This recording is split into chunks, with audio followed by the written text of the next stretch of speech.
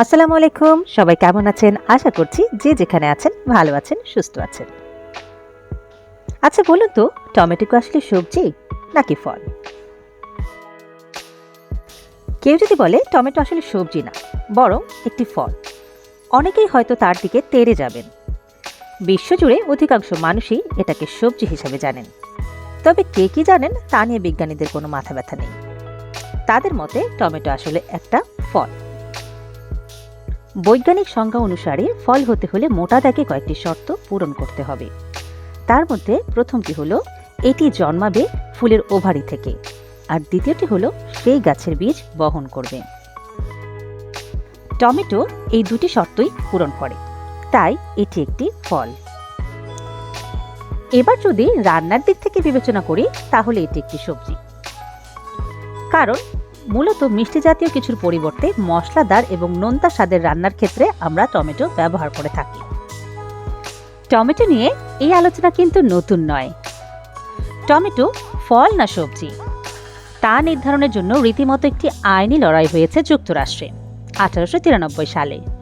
ওই মামলার রায়ে মার্কিন সুপ্রিম কোর্টে রায় দিয়েছিল টমেটো একটি সবজি, এটিকে ফল হিসেবে বিবেচনা করা যাবে না। আপনি আরও জেনে অবাক হবেন, টমেটো এক বিরল সম্মানের অধিকারী। 1987 সালে যুক্তরাষ্ট্রের আরকানসাস রাজ্যে টমেটোকে একই সঙ্গে জাতীয় ফল এবং জাতীয় সবজি হিসেবে ঘোষণা করা হয়। এমন সম্মান মনে হয় আর কোনো ফল কোনোদিন পায়নি এবং পাবেও না। 2013 সালের একটি গবেষণা থেকে জানা যায়, ফ্রিজে 1 সপ্তাহ পর্যন্ত টমেটো রাখা যেতে পারে। এরপর 24 ঘন্টা স্বাভাবিক তাপমাত্রায় রাখলে টমেটো আবার আগের অবস্থায় ফিরে যায়। এর মানে এই নয় 1 সপ্তাহ বেশি ফ্রিজে রাখা যাবে না। এর সমাধান হলো টমেটো পাকার জন্য অপেক্ষা করতে হবে, কারণ কাঁচা টমেটো ফ্রিজে রাখলে এর পাকার প্রক্রিয়া অত্যন্ত ধীর হয়ে যায়।